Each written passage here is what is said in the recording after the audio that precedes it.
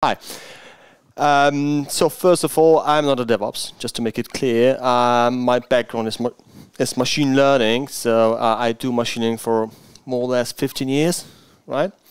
I started more or less in 2007, 2008, when I started to build my first machine learning models.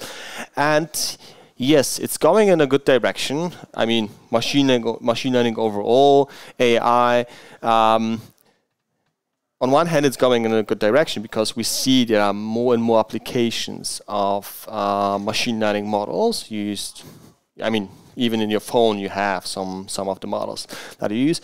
On the other hand, there are still new areas that, well, they are not done properly, let's say. Okay, and I saw it during my experience, during my work, 15 years. I saw many issues or many anti-patterns, any ways how not to do really machine learning projects. Today, I would like to talk about well, a buzzword called MLOps. So, talking about buzzwords, right? When I started my journey in artificial intelligence, approaching customers with trying to to advise them and actually convince them to actually use machine learning models was like, look, there is a nice here case, you will actually reduce your costs or increase your revenues. Please let us do that, right? And they were more like, oh, no, we don't need that. That's something that it's not so cool. I think we can do it in a different way, and so on. Now, it's totally opposite. So actually, sometimes my job is actually to convince the customer, don't do it, okay? Don't do it. I mean, I know machine learning is cool, right? Everyone wants to do that, but sometimes there are cheaper, faster solutions that solve your problem, right? Machine learning is not the solution for everything. Actually, yesterday, I had a talk about GPT. Anyone didn't heard about GPT yet? Yeah, so everyone is talking about that, right? And this is actually how the technologies became mature. I mean, technologies like, blockchain, right? Everyone heard about that. Do you use any application on blockchain now? Yeah, maybe some of you actually bought some cryptocurrencies, right? Crypto stuff. And it's changing, and it's the same actually in AI, right? Let's say in general AI. One of the topics that was recently, I mean a few years back, very popular, was actually chatbots. Have you used chatbots? I mean voice bots, any kind of bots? Because does it work? More or less, right? And if you go back on Google search and look for articles a few years back, they wrote about chatbots will actually replace the customer service, right? They will just do the job and the people will just lose their job, okay? We see about how it works. It's very hard to actually build an intelligent chatbot. If you're interested actually specifically in chatbots, intelligent chatbots, you can find me on GitHub. There is one repository of my training how to build a chatbot that I did for O'Reilly. But yes, now we still have the hype on AI. It didn't change like for blockchain. And one of the topics is MLOps, right? So actually, it's good because the models became mature enough to really use that on production. And that's good. That's good. You heard about terms like AI is the new electricity, that we have a huge change now using AI. GPT is another one. Even Elon Musk mentioned recently that we should not go any step further with that because it will just, well, the AI will conquer us or something. 2 weeks later, he actually founded a company to actually compete with OpenAI. Okay, so people talking, right, a lot. So the basics about MLOps is you are DevOps, so this is very basic stuff. It's just adding actually the machine learning part, and also what is important because the models itself. I don't know if you heard about Andrew Ng or NG, the founder of Coursera, right? He actually has a really nice courses at, there about machine learning, and he also recently actually has this type of articles to actually move from model-centric approaches to data-centric approaches. Because the models itself, have you trained any model before? So usually it's like, you know, take scikit-learn or take Keras, use the fit function, right? The fit method, okay. Good. Loss function, I mean, the value is going down, so we do the prediction now, and it works, right? More or less. So creating a model by architecture is in these days quite easy to do because we have a lot of ready mature libraries, right? TensorFlow, Keras, PyTorch, and many other ones.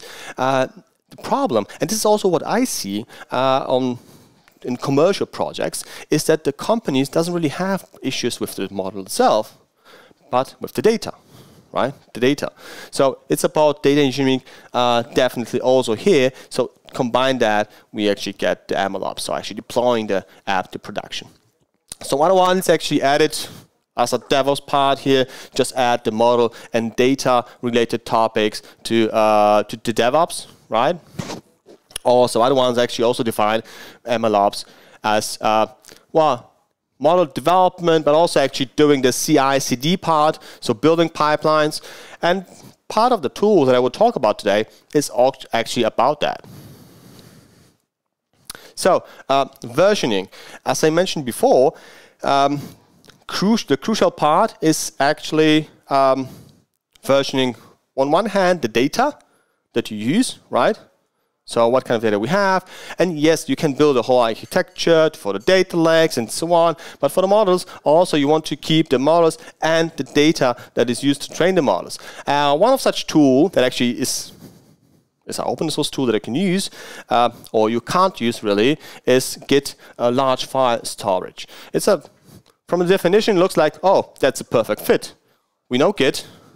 We can now easily put the large files there, like the models, you know, the models itself. Sometimes they can actually take, I don't know, 1 gigabyte, for example, right? That's normal for quite a not too big model, really. But the thing is that, well, it's useless, right? I really tried to use that, but you know, GitHub, they changed the way how you, changed. They actually recommend not to use HTTPS, but actually use SSH to actually put the data, work with the GitHub. So if you don't have a SSH support, it's quite hard to work with GitHub. They didn't fix it yet, since more than a year now. I really tried to use this tool some time ago, didn't work out. So this is an open source tool, first one that I want to mention today, that doesn't work. Sure, that's not a JavaScript presentation, so there will be not so many libraries that doesn't work, okay? So we are more into more mature branch, let's say. So DVC, is a data version control tool, and that's another open source tool that, compared to the previous one, it works. It works. The main goal is actually to, first of all, it works with Git. Second, it works with different kind of libraries and frameworks. And also, we can easily connect to the cloud, right? So if you want to store something on an S3, just like that, it works, right? No deployments, so it's actually more for storing the data, for storing the models. Works pretty well from my experience, but there is no deployment. So you need to combine it with something else. And also visually, okay, I'm not a visual geek, but it's not perfect from my point of view. So going next, we have the Neptune AI. Anyone heard about it? It's a Polish product, okay? Yeah, these guys are from Warsaw, and they really did a good job. The only thing is that it's not for free. really, really nice visualization. So if you want to, I mean, if you compare it to TensorBoard, for example, I think this Neptune just do a better job. And additionally, you have all of the login, ACLs included. So really, you pay for something that really makes sense, right? But on the other hand, it's not cheap, right? And again, there are no pipelines, right? Typically.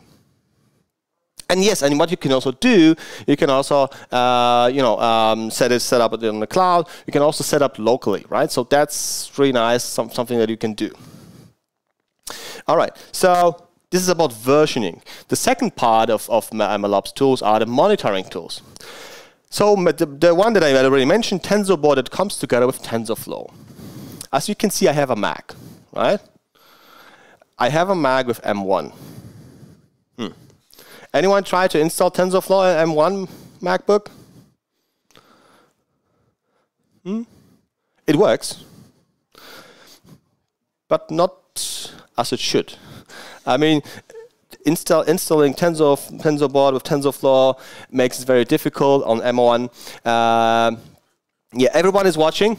No ACL at all. So if you set it up, you need to actually go somewhere, actually do the security on the HTTP server somewhere, but not here. Everyone is watching, right? Visual, compared to Neptune AI, I think it's limited, but this was actually one of the first really monitoring tools that you could use together with TensorFlow or Keras. And what I would recommend actually to set it more locally rather than in the cloud for obvious reasons. And because it's a part of TensorFlow, it works perfectly with Keras. Also work, but it's interesting, also with PyTorch. MLflow, that's a tool that we just used recently, quite a lot, really, at the company, because that's an open source tool that you can use, set up locally. You can actually do some kind of versioning, also some deployments. You can integrate that with, you can integrate with Databricks. But if you want to actually do something something on the cloud, it's a bit more actually complex, right? So if you want to set up a distributed environment with MLflow, it's still for free. It's still for free, so you can work on that. But it's not perfect. I even have a movie here. It's not magic, right? That is behind.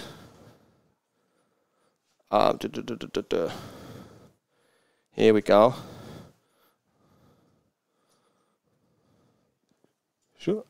Doesn't work. Doesn't work. Sorry. I'll just here. So it looks like that.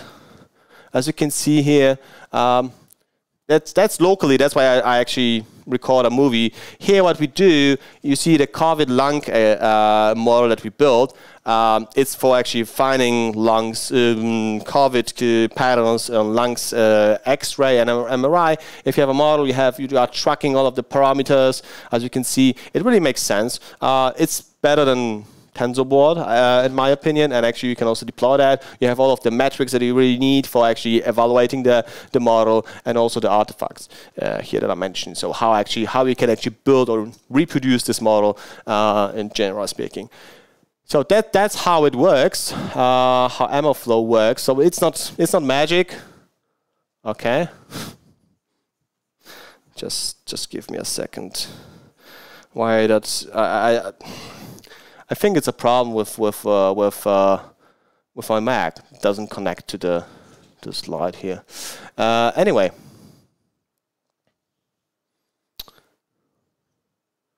yeah, it's not perfect, but let's do it like that. So what are the? Sorry for that. I don't know why it's connected, but there is no internet connection. So what are the other tools that you can use that are not so popular? Apache Airflow. It's also another open source tool similar to MLflow. You have PyGDM, or one that is more and more popular now, becoming more popular, Hugging Face, because it works with transformers, right? I mean, it has the transformers in the name. You know, GPT has the transformers in the name too, right? So anything with transformers make you actually. That's not true, but actually, this is how actually probably the people come to that.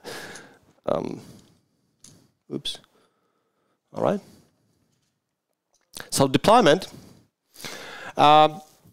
We have, when it comes to TensorFlow, because TensorFlow, from my point of view, is the most mature solution when it comes to machine learning. And there is a tool that is called TensorFlow Serving, right? That allows you to do actually the deployment. So you can combine it together with TensorBoard, with TensorFlow, and it works. I actually had some time a presentation about how to beat cancer using JavaScript. I know it sounds a bit weird because JavaScript you can consider as a cancer itself, but in this case it helps to beat cancer, and it's really possible. I did one of the apps that actually where I used JavaScript, but here actually TensorFlow is the only framework, only library, the only one library that actually works with JavaScript, right? So because there is TensorFlow.js, there's a front end for that, and also for other languages. So that's, in my opinion, the most major solution that you have currently on the market. But again, there are no visualization really. You can combine it with TensorFlow, with TensorBoard. Yeah, and configuration at the beginning, quite tricky. So what we have on the cloud, so we have Lambdas. Everyone heard about Lambdas, right? You can put your model in a Lambda, but as you use Lambdas, I guess, you know the limitations about Lambdas, right? Memory, time, and so on. So, and you stick to the current cloud provider. So, cheap, that's the positive part about. And if you have a simple model, easy to use Lambda, works perfectly. Not so easy actually to monitor that and so on, but putting there and using as a POC works perfectly. And Kubeflow, that's one of my favorites. Even I post one of the articles on Medium some time ago, because to Kubeflow it is an open source solution that works on the cloud. It is actually combinable, works together with Kubernetes. It's highly customizable, and well, it works. I mean, it's something that you can think, okay, it's competing with SageMaker, not exactly, but to some degree. I wrote this article because actually setting it up on AWS was, I mean, 2 years back, it was pain, really pain, how to do that. Now it's a bit better, but still, that's something I can recommend it, right? If you want to actually have a solution for pipelines.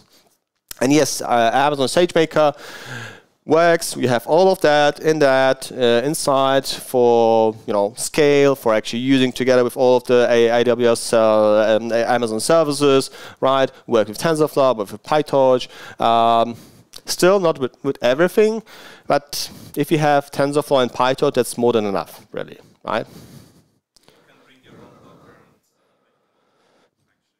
Yes, you can do it. You can have a workaround to do that. That's true. That's true. So yeah, but it's, well, you cannot set it on premise, right? It's stick to Amazon. So yeah, you need to know the products. All right, so what can go wrong? That's the main part of the presentation. Okay, so I have just mentioned 2 pictures here. One is from 2016. Yeah, I know you don't see it. That's a Tesla, okay? Just to be clear. It was a Tesla. So first thing is actually about here, the tire tweet bot, right? It's also developed by Microsoft in 2016. This is the most diplomatic tweet that TieBot tweeted, okay? The other ones are actually totally racist, let's say, and this is how actually Microsoft did something wrong, because they actually allowed to, they did many things wrong there, but the biggest issue or the things that they did wrong is that they didn't measure the output. For example, what kind of output there is, if it's bad, if it's good. So the sentiment of the output, and second, they allowed almost anything to actually be used for training, for retraining. Not good. right? 24 hours, you get this. GPT, right? Also Microsoft product. There is one thing. I mean, there are many things where actually GPT doesn't work, but one of that is also related to this kind of issue. It's about the white supremacy. So if you want to use a model that actually will become racist, you can try out also GPT. There are some cases to do so, to change the thinking of the GPT easily. So I don't know what Microsoft has, but I also know that actually what Google has the same issue. And here, that's a bit in different case, because here you have everything on the cloud. Here, it's actually embedded. So it's a bit more tricky because you have it here locally in the car. So it's a bit, first of all, a bit more difficult to deploy. Second, different to monitor, because you need to record it and actually get the data and so on. We actually did one project for one automotive company that we took the data from the sensors, but it's a bit tricky. Oh, here, talking about automotive. Stop sign. Have you heard about adversarial attacks? Yeah, these are this kind of, right? So if you want, you can buy even on Amazon this kind of a T-shirt with this image here, and just not be visible for neural networks, not be recognized as human beings, as persons, right? So that's something you can do. Yeah, I don't have it today with me. Or you can actually, put some sticker on the stop sign, and the car will just don't stop. I mean, I didn't stop on a stop sign once in the US. Don't recommend that. No, there was no crash accident, but just 3 seconds later, I had a police on my back.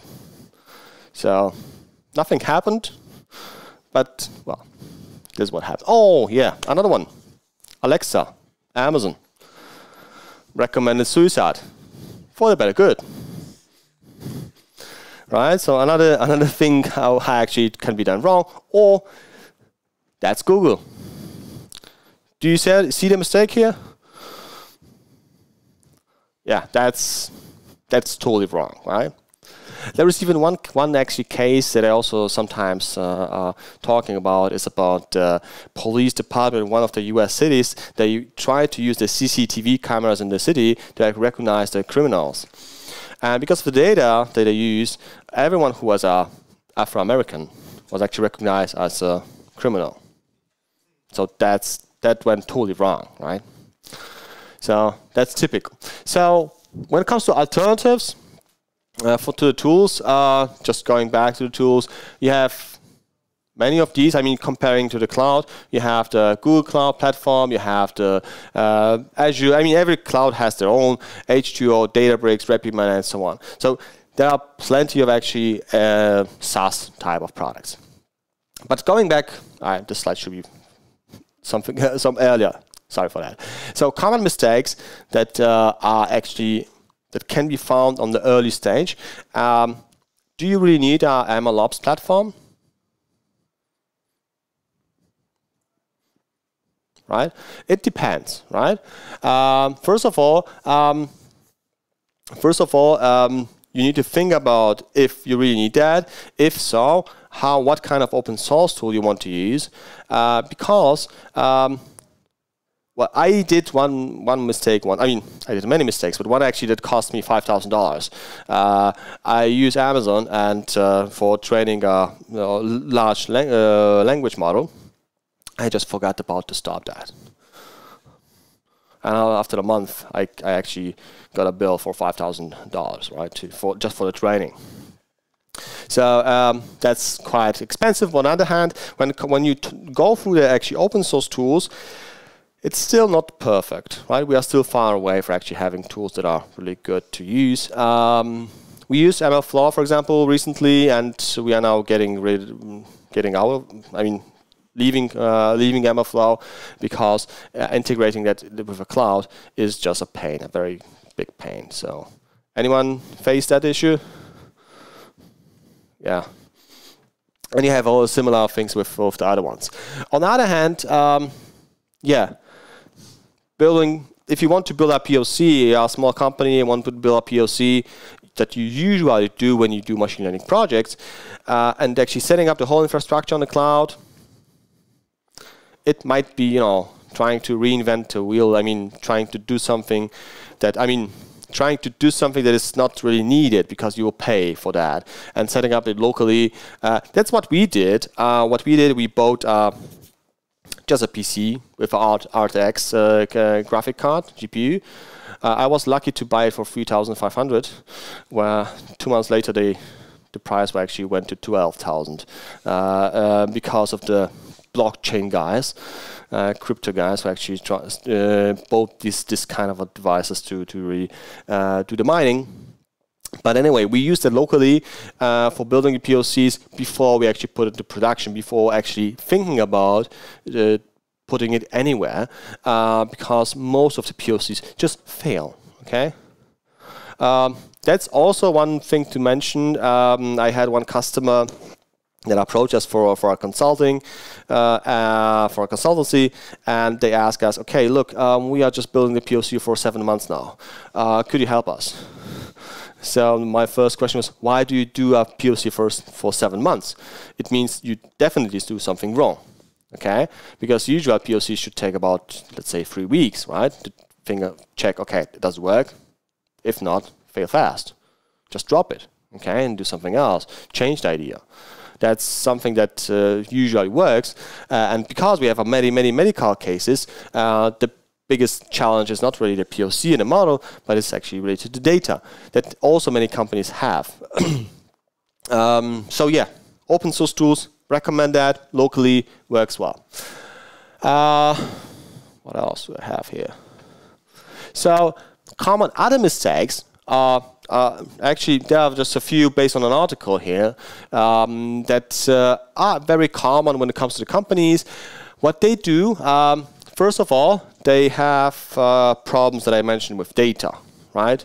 So where the data comes from, sometimes it is like that they are losing data, or like with the Thai tweetbot, the data comes from somewhere, but they don't do the pre-processing, don't elaborate on that, and it just go in a totally wrong direction. Sometimes we just, we use manual work to really label the data, do some pre-processing. And that's also very quite heavy when it comes to the number of hours that you need to spend. And yes, there's a data crisis as a service, right? So what actually will happen if we need more data and we don't really have now people actually to do that? So manual work. I had one actually case in a chemical company from Hamburg. They asked me to do a training on machine learning, but what we figure out is that, okay, you collected data for 5 years now. Great job. But the data was just wrong.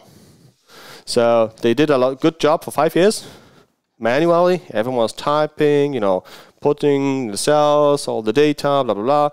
And when they showed me the data, it's okay, cool, but you didn't have instruction, let's say, to make the column values, let's say, same, right?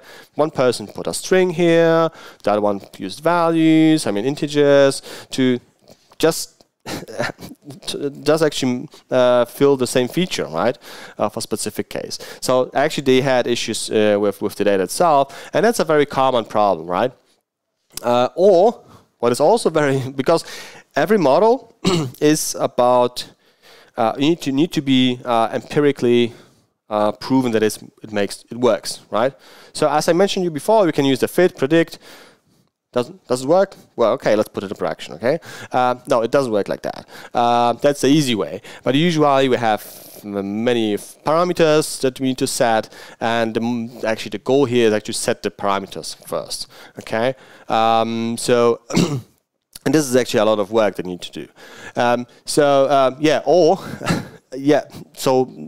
Perceive empirical superiority. So it's like with developers, right? The QA. Why do the QAs do the QA work? Because the developers always say my actual code works, right? And the QAs are the guys that actually prove that it doesn't work, right? And here when it comes to machine learning, we don't have this kind of a QoS itself. And I mean, we have if we want to, but usually they are not really involved in such a project. And we think that our model is the best one, okay? Based on some papers, we just did the best job. And they don't really focus on the parameters, on many other features that and then details that actually need to be, also they need to focus. So several of issues. I'm running out of time almost. So what are the outcomes? First of all, do you really need MLOps app platform? That's the first thing. I know RTX graphic cards are quite expensive still, but it might be cheaper than actually setting the whole architecture infrastructure on the cloud. Because there's a one-time actually cost. Or if you want to, you can obviously use the NVIDIA workstations that sometimes can cost like a Porsche. Okay, so but still might be cheaper in the long term than the cloud. When it comes to the open source tools, works good locally. If you want to in the cloud, not the best option, right? What I would recommend to choose some tools that actually work as a SaaS for production applications. You can use TensorFlow servers as well, all such Kubeflow. But I think it would be faster if you're running out of time to actually use a SaaS platform, SaaS solution. And yeah, not everything is about science. Because I also give lectures at Jagiellonian University. I have some scientific background, let's say, but I also have a company. So I try to combine these, and in many cases I understand actually it's not about the model itself, but what we can get out of it, right? So file fast. If it doesn't work, just change that, okay? Because the money really makes sense. We don't want to have the same situation like in blockchain, right? Where everyone was talking about blockchain, nothing really happened. Many people put a lot of money, nothing really happened. In AI, we don't want to have that. And that's why, I mean, we see that we have already many useful applications, but we don't want to actually copy the path of blockchain. Okay, if you want to actually listen more about what I have to say, you can find me on YouTube, for example, my TEDx talk about how to beat cancer, okay, with machine learning, without JavaScript this time, but how to beat cancer, and yeah, some papers if you want to. As I said, I'm doing machine learning for 15 years now. Some research papers that you can find on Google Scholar, especially the ones that's because I'm focusing on the machine learning applications in medicine, right? I'm not a medical doctor, just in case, but I know a few now because of that. All right, thank you. Any questions?